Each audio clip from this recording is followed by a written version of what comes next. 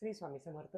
मागच्या व्हिडिओमध्ये आपण नित्यसेवेचं महत्त्व सांगितलं किंवा केंद्रात जवळपासच्या केंद्रात किंवा मठात जाऊन आपल्या मनातली इच्छा किंवा आपल्याला भीती वाटते मनात, माझं हे काम होईल का, महाराजांचा आशीर्वाद मिळेल का, तर नारळ खडीसाखर अगरबत्ती पेढा ठेवून आपण विनंती करून महाराजांचा कौल घ्यायचा असतो.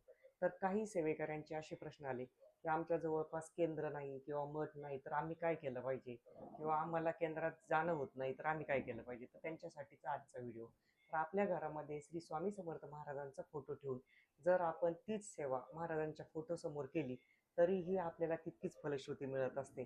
कारण तो फोटो नसून ते महाराजांचं तत्व आपल्या घरामध्ये असतं, साक्षात महाराज बसलेले असतात आणि आपल्याला वेळोवेळी त्यांचा आशीर्वाद कौल मिळत असतो. ज्यांना कोणाला वाटतंय की मला नित्यसेवा रोजची 11 माळी होत नाही, श्री स्वामी समर्थ जप किंवा 3 अध्याय स्वामी चरित्र सारामृताचे होत नाही, घाबरण्याचं कारण नाहीये.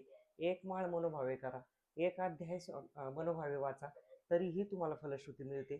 फक्त कुठलाही दबाव टेन्शन घेऊन सेवा करू नका. आणि महाराज भक्तीचे भुकेले आहे आणि महाराजांचा ध्यास जितका घेणार आपण सेवेचा तितकी आपल्याला फलश्रुती मिळत असते. कारण महाराजांचं ब्रीद वाक्य आहे, सबसे बडा गुरु गुरु से बडा गुरु का ध्यास. श्री स्वामी समर्थ.